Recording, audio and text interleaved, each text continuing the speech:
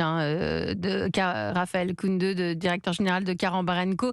Donc, l'entité Carambar & Co existe depuis 7 ans. 7 ans, exactement. 7 ans, avec des marques qui ont plus de 150 C'est incroyable. ans. C'est fou, hein. C'est incroyable, c'est hyper intéressant. Oui, on est même sur 200 ans pour la marque Vichy, par exemple, en 2025.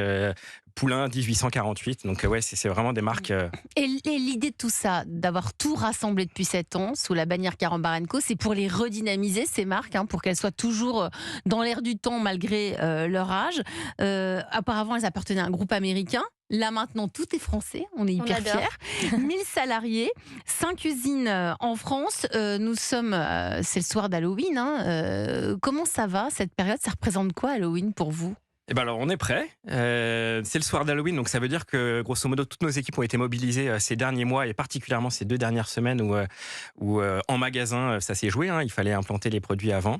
Et Halloween, c'est une grosse période de consommation de bonbons. C'est 15% des volumes annuels de bonbons qui 15%. sont vendus en quelques jours, en 4-5 jours à peu près. Mais oui, parce qu'Halloween, en plus de ça, depuis une dizaine d'années, ça s'installe, ça se développe, ça s'ancre de plus en plus en France. Oui. Depuis la fin des années 90, en fin de compte, c'est où ça a débarqué des États-Unis notamment et d'Amérique du Nord. Ça a presque doublé en 10 ans. Et aujourd'hui, c'est à peu près 6 Français sur 10 qui achètent des bonbons Halloween. Donc, pour pouvoir remplir les sacs, il y a aussi quand ça frappe à la porte, sinon on a un sort.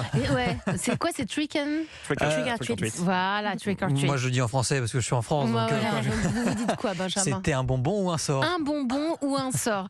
La moitié de votre marché, Raphaël Kounde, ce sont les chocolats. L'autre, les bonbons. Ça représente c'est vraiment équivalent?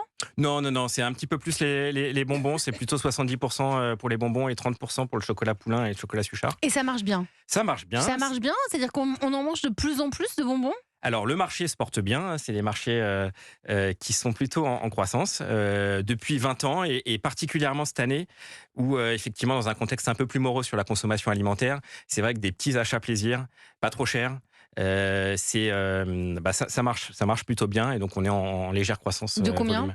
Le marché est à +4 et le marché est à +2, et nous on est à +4.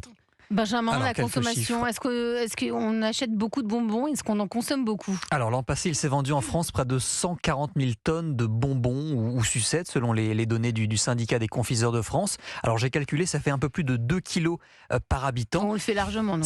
On le fait largement. Alors ça peut paraître beaucoup, mais on est loin de nos voisins européens. La Suède arrive en tête avec 7,7 kg par habitant et par an. Viennent ensuite les Danois, 6,2 kg. Alors vous êtes franco-danois, donc si on additionne les deux... Ouais, je suis plutôt à 4-5 kilos. Et ensuite arrive l'Allemagne et la Finlande à 5,5 kg.